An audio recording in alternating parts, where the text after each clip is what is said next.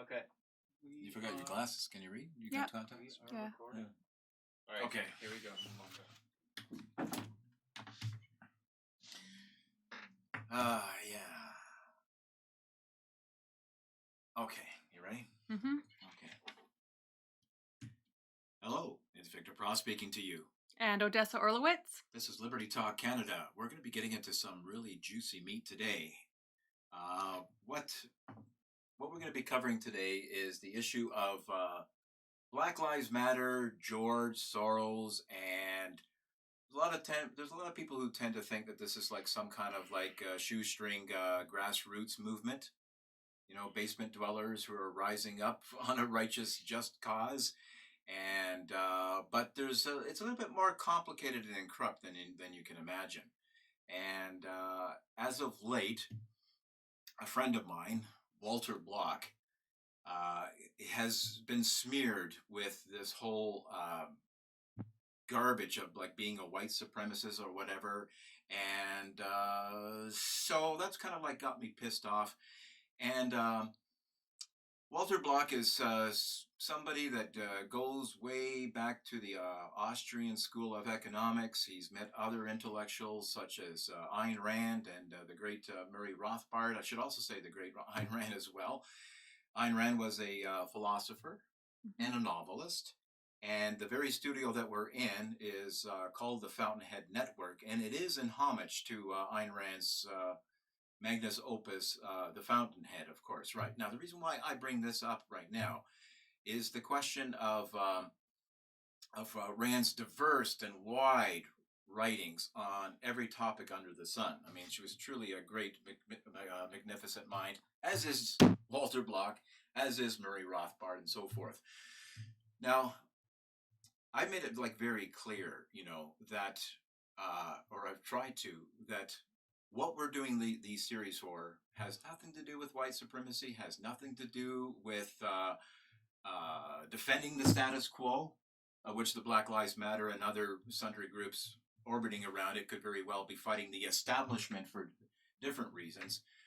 But our fighting of the establishment also coincides with government corruption. Okay, so it has nothing to do with touting the white man and things like this. This is all bald-face propaganda and lies that's taking place. So just to emphasize, you know, just how anti-racist, in fact, that we are, it's not something that we're neutral about. You won't find a racist bone in this body whatsoever, okay? So just to have a thorough examination of the Black Lives movement, which is being touted as some kind of like, you know, a righteous movement, which it was in the beginning in its inception, but has been interspersed or hijacked by left-wing groups, right?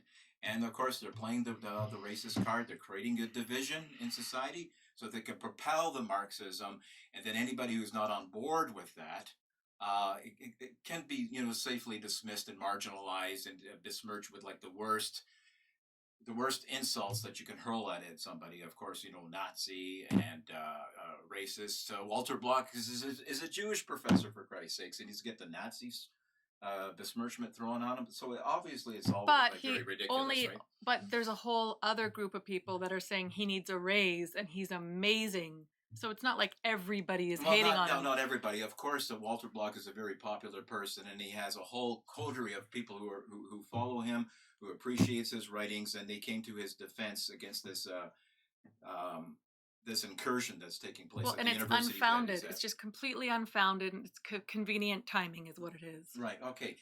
So and now I would also level the charges that, of course, like Black Lives Matter comes as like kind of like the anti-racist, you know, like posturing and things like that. But I would actually say that once again, that the exact opposite is taking place.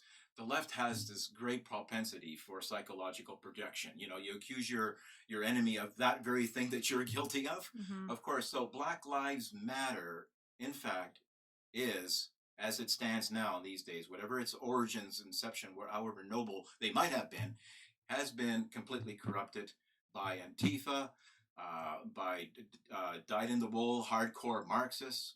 So, and we have proof. And we have proof, and we'll be getting that. So you're going to want to hang out when we get to all of that. But let's take a step back once again.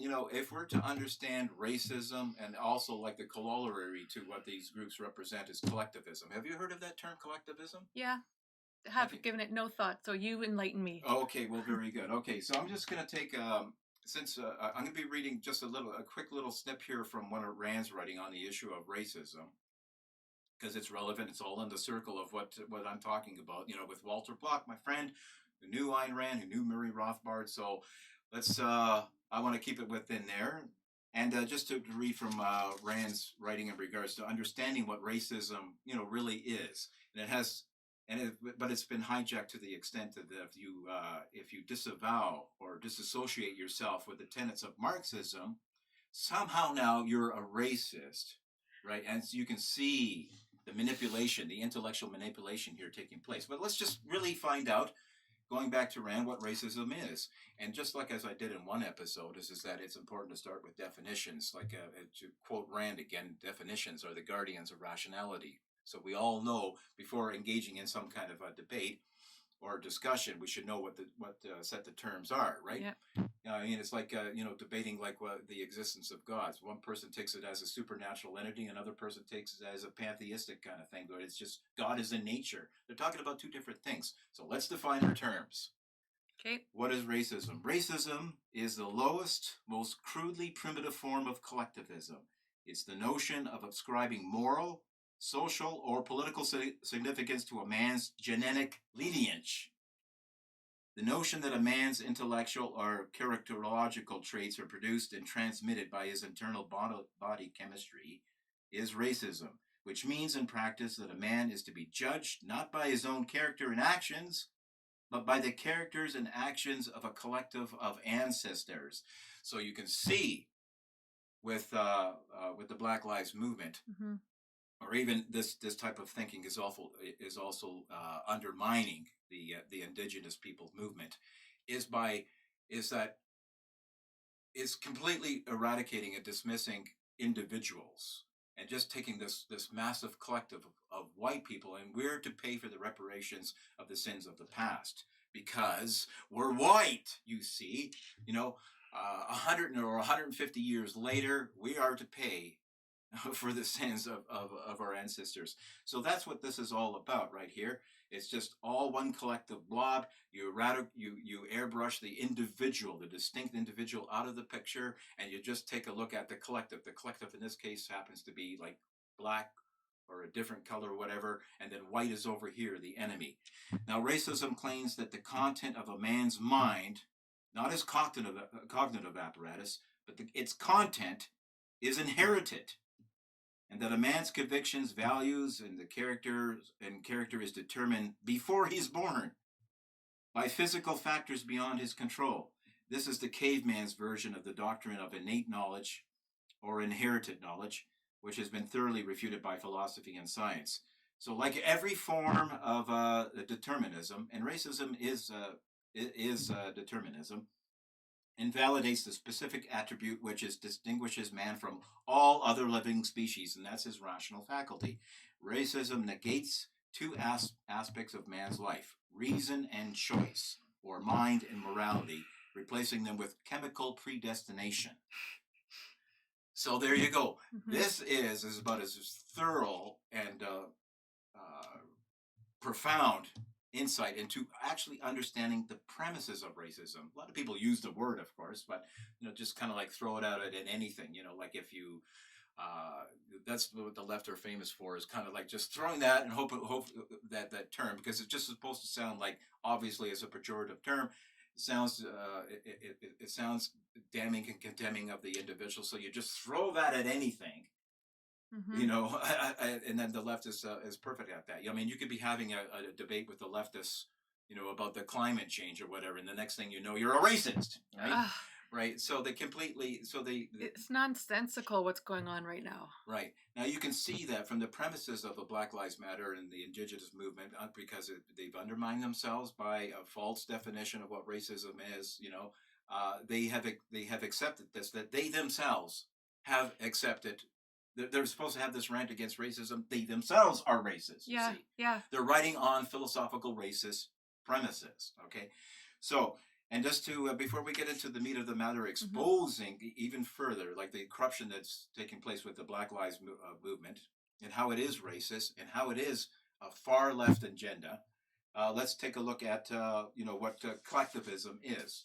Collectivism means the subjugation of the individual to a group, whether to a race, class, or state, it does not matter. Okay, whatever the group is, so long as it's not the individual, it's subscription to a specific group, and you surrender your individuality to that group. Okay, and collectivism holds that in human affairs, the collective, society, the community, the nation, the proletariat, the race, whatever, is the unit of reality and the standard of value. That's all you refer to, not the individual, just whatever that movement is. You show allegiance to that. Okay? And that has significance of what we're talking about. All that will unfold as we get into this. Yeah. We'll show how what I'm covering now exactly applies to this. Now, the only way to implement a doctrine of this kind is by the means. Are you ready for this? How do you implement? Here's all these ideas about what should be what the blacks should and the whites and white supremacy and things like that. Comes down to the use of physical force. Yeah. It comes down, you have these ideas, they don't remain dormant or inert. Yeah. These premises, when they're acted on, will call for violence. So collectivism holds that the individual has no rights, that his life and his work belong to the group, and that the group may sacrifice him at its own whim to its own interests. And the only way to implement a doctrine of this kind is by means of brute force, and statism has always been the political corollary of collectivism. So it leads to violence. But if you're to implement the agenda that the far left has, infiltrating the Black Lives Movement, if they're to have this come to fruition, they're going to go to the state. Right. And there's documents that got hacked from George Soros's foundation. And this hacker has shown a bunch of plans and agendas that Soros and his cronies have been coming up with for about 15 years. And it's all a plan to divide America, to take it over. Now, us and our acquaintances and friends that know all this, we've been talking about this for so long.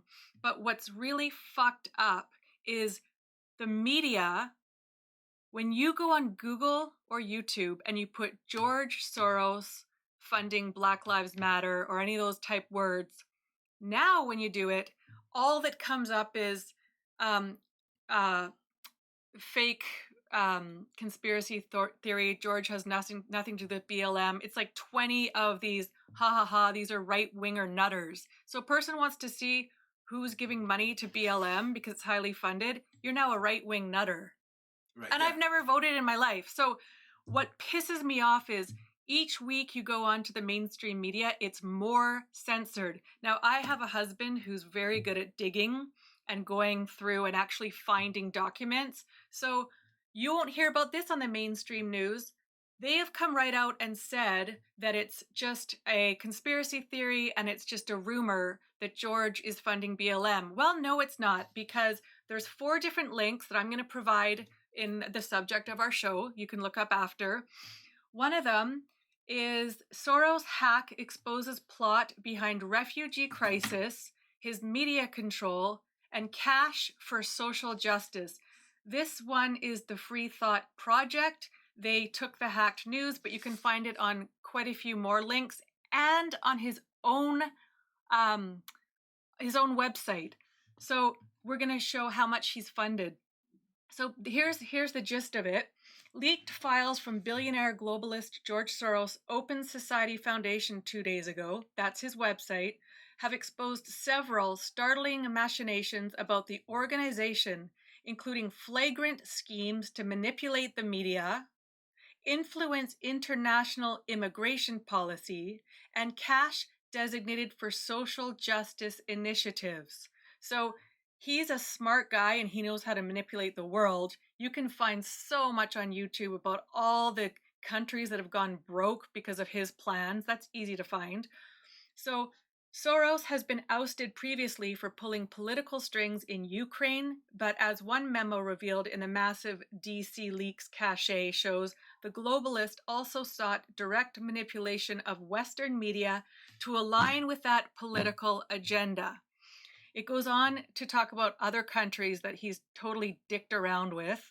And then we get to the one about America, saying that Zero Hedge reported on a third aspect of the leak in a memo concerning the United States of America, indicating potential funding of the Black Lives Matter movement by Soros, though the connection appears hazy at best. But that's because this was written a few years ago.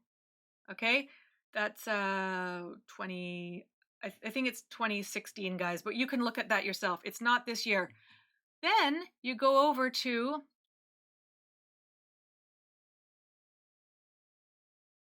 fuck, where'd it go? We're gonna have to edit this. Sure. Where the fuck did it go? I had the list. Take your time. Why does it keep disappearing? It was the far right one. Retrieve the man. If you continue to have problems. There it is. Okay. We can just. What was the cut it. last thing I said? You were just like reading the last taglines from the. Oh, then the episode. next one says. Yeah. Okay, so BLM's major financial supporters include, and now this is Breitbart, and they picked it up from this leaked document. So I can read more of what Breitbart says, but I may as well just get to the point right here. BLM's major financial supporters include, there's quite a few. I'm going to list a few of them, but I'm going to get to the one, George, down here. So George Soros's Open Society Foundation gave $33 million. However, he also is part of the Democracy Alliance. Another Soros-linked group added BLM to its annual $500 million. So we're at $533 million. But there's other companies that he's also associated with here. He's associated with Cisco. I don't believe he owns it anymore. They gave $5 million. And then there's also Airbnb gave $500,000. A massive fashion group, Anastasia Beverly Hills, gave $100,000. But the George Soros is the most. The 500 million. Everyone else gave like 250,000, 100,000. $1 million from Scopely. So I'm going to put this link underneath. But basically what you're seeing is, yes, he did fund it. In these articles, it talks about his planning of doing it and how to change the narrative of media was basically, in this article, his biggest plan. And then to get it to influence what the media will and won't cover. They talk about going and bribing journalists in this. So right now, everything you see unfolding is not only because of Bill Gates, it's because Soros is trying to do a one world government that he can run. He and his cronies can run. And so BLM, did you notice that as soon as the COVID fear porn started to die and we were going to maybe open up, all of a sudden you turn on the TV and there's this rally for BLM. And I was so confused because I'm like, where did this come from? This upside down Twilight Zone all world. of a sudden, I'm like, and how is it so big? And it was just so in your face. And then the fact that it all of a sudden showed up in small towns in Canada, like, I'm sorry, but this may hurt people's feelings, but for the most part, we really don't have much racism in Canada. We all get along. We all treat each other fine. I have lots of Black friends and Chinese friends that really don't see any racism. There's the odd dick out there that will say horrible things. This is true, but there's odd dicks out there that, say horrible things to me as a woman. And now, if you're white, you're a Nazi, unless you jump on board with Black Lives Matter. But we know it's funded by the leftist government. To top it off, there's a politician, Candace Owens, that she's very... she's an Afro-American. She's Afro-American, but she's either loved or hated right now because she's honest. She has shown on her Facebook where these donations for Black Lives Matter are going, they're not going back to all the mom and pop shops of the Black Americans that were burnt down by Antifa. They're going to the Democrats. Because this has nothing to do with stopping racism. They have infiltrated the Black Lives Matter and with their far left agenda. And they're being taught to call anyone that wants to speak the truth a racist, a Nazi, and a far righter. So how is it that me looking at who's funding things, the truth about these vaccines, because I care about my kids, they want to just call you a Nazi to shut you up, to make you feel ashamed and embarrassed because you don't want your friends to think you are, but we know we're not. The people in our group know we're not. And we actually have to come out and go, you can call us what you want. But it even says in this article that they want to try to stifle any people that aren't with the narrative, to stifle it. And so basically truth tellers. And the only thing they can bash us about is either being white or not being on board with BLM. Even Black people in the States, you can find it all over on YouTube, are coming out going, so I'm a racist, but I'm Black and I'm not on board with BLM. Exactly, because this has nothing to do with racism. You see, you're not a part of the team. This is where collectivism comes into it, right? You're not an individual who just like at the Victoria gathering, where one side could be very sympathetic to the freedom movement, the Nazis, right? Yeah, they were in sympathy with a lot of the good points that can come out of the indigenous movement, undermined by bad philosophical premises. Leave that to the side for now, though. Mm-hmm. But they tried to align themselves against the common enemy, the state. Of course, the common enemy in this case is like how the state is at current. They don't want to. It's not a matter of like they're champions of freedom now because they're taking issue with the Canadian government. This agenda's movement. It doesn't mean that they're entirely in alignment with the freedom movement, because they would introduce some other kind of draconian laws if they had their way, right? So it's well, this is all. I mean, look back, guys. Wait till you see what they try and do over the next year. This is all to conquer and divide, and then what they're gonna do. I can tell you what they're going to do is we are now having to apologize for the state of how non-white people feel. So if you guys don't know what's coming, I'm kind of jumping into the next thing, but there's a leaked document of Pelosi. Basically, all the economists that have this leaked document are coming out and saying, you better watch your cash. Anything over $5,000 in the States will be taken from you if Pelosi gets her way. And this is a leaked document, not one she wanted to get out.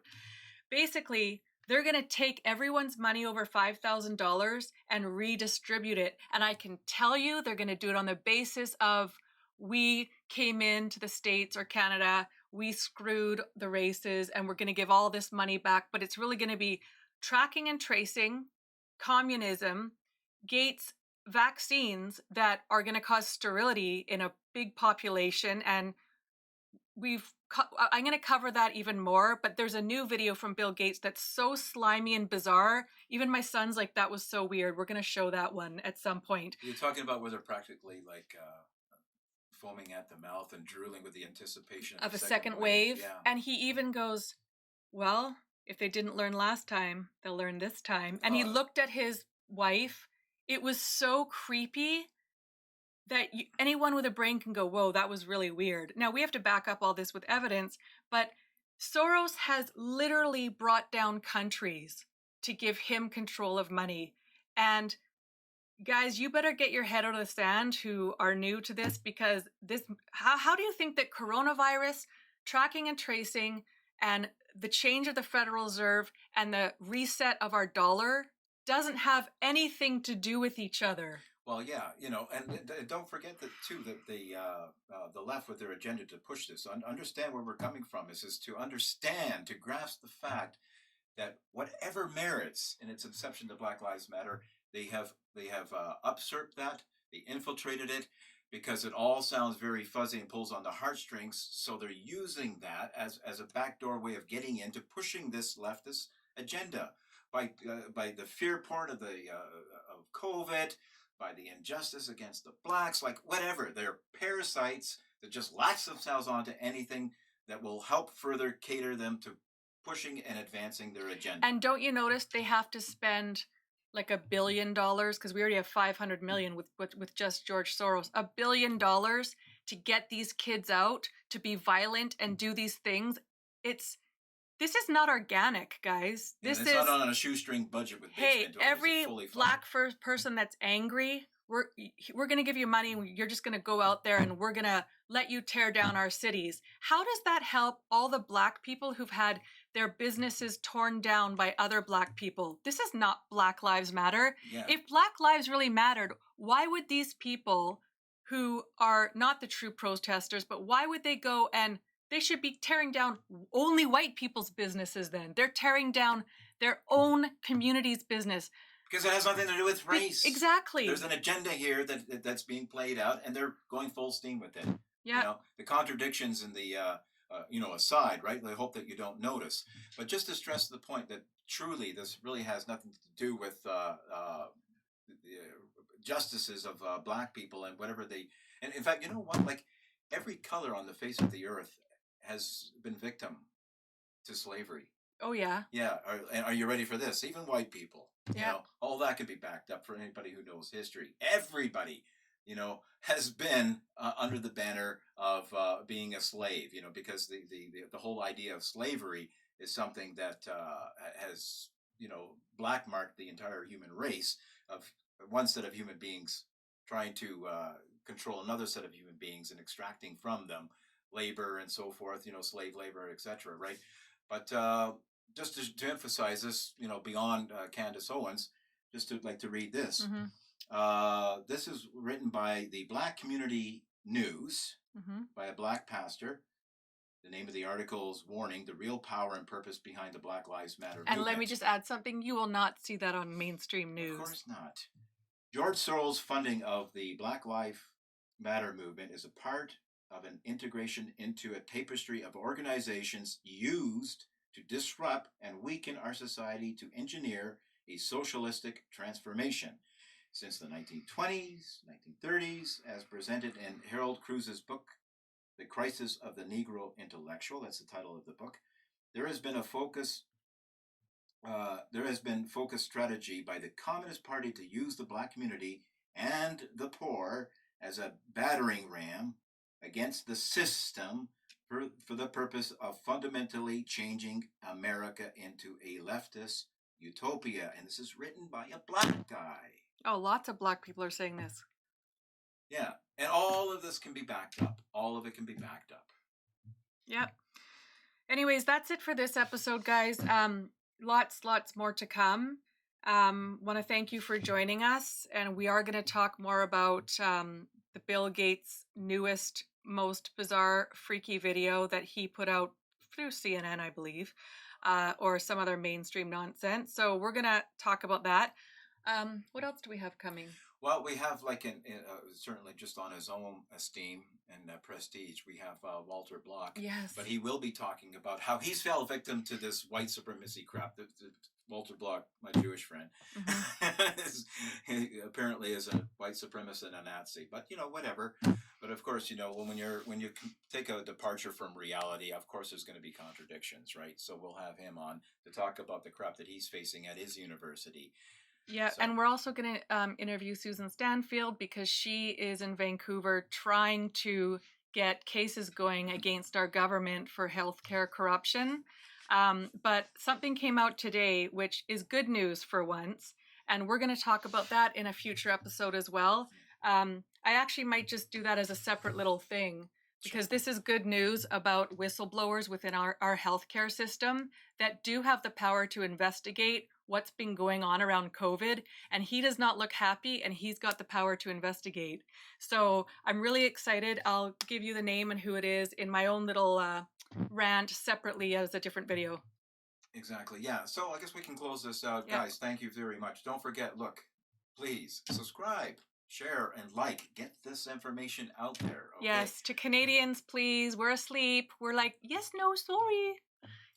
I might have said, and I've stressed a lot of times before in other episodes, that the internet, the World Wide Web, they're clamping down on it. Even the fact that there's this deprogramming and removal, shadow banning, and just outright just remove vaporizing Yeah. people who are critical of the narrative goes to show the power of this medium called Yeah. the World Wide Web, of people who are raising alternative voices and exposing these lies. And we know, unless Trump gets in November, that we are going to get kicked off YouTube so fast, and we're going to be on a naughty list somewhere. But we will be moving to BitChute and Liberty. So I haven't done it yet. We haven't uploaded the show. But if we are gone, guys, just go over to BitChute and Liberty, and we will be there. Yeah, I mean, we could very well just a link in all of our future episodes, the links to our BitChute account, so people can just immediately go there before there's any trouble, and also subscribe there. Yeah. And as I was saying, the internet is the way to go. All this information is a click away, but you need the producers in the first place to post this information beyond the music videos and what people are having for dinner and kitty cats and things like that. So, but this takes work, this takes energy, this takes time. So also look in the body of the links provided where you can support us. $5, $1, anything to help us. Yeah. Don't put yourself on the street corner. Whatever spare change, like they say, for the price of a cup of coffee, or maybe for a couple that week, it all adds up at the end of the day, and it goes back into the production of the show. And our first episode, we want to thank our first donor, $20. You had anonymous, but thank you so much. That's really generous, and we really appreciate it. Since, like I said in every episode, pharmaceuticals aren't supporting our show. Right, that's right. I'm Victor Pross. I'm Odessa Orlowitz. You've been listening to Liberty Talk Canada. Yep. Oh God, it's hot in here. That was a good one too. Oh, we're so good, Victor. Victor. Yes. Yeah, teamwork. There's no I in team. Oh Jesus, it's so hot. It is. So the next one is just going to be the guys being interviewed in Victoria. Well, whatever comes out first. I don't know. So do we need to do any more today? We have 2 there. We have 2. Well, so much. We have 2 episodes.